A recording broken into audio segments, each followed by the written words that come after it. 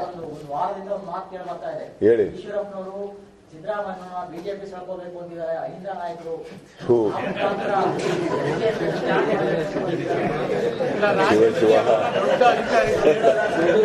ಇದು ಉದ್ದೇಶಪೂರ್ವಕವಾಗಿ ಕೇಳ್ತಾ ಇದ್ದಾರೆ. ಏನ್ ನೀವು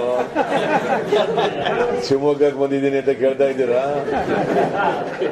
ನಾನು ನನ್ನ ಜೀವನದಲ್ಲಿ, ರಾಜಕೀಯ ಜೀವನದಲ್ಲಿ ಕಮ್ಯುನಲ್ ಫೋರ್ಸಸ್ಗಳ ಜೊತೆ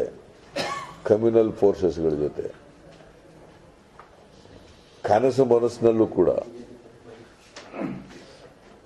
ಅವ್ರ ಜೊತೆ ಶಾಮೀಲಾಗೋದಾಗ್ಲಿ ಅವ್ರು ಸೇರೋದಾಗ್ಲಿ ಪ್ರಶ್ನೆನೇ ಉದ್ಭವ ಆಗೋದಿಲ್ಲ.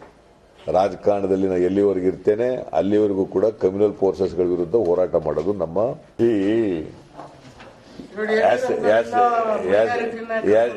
as long as RSS is there, RSS is playing a dominant role, it is a communal party.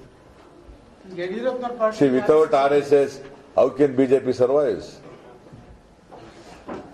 RSS is a fascist force. It's a communal force.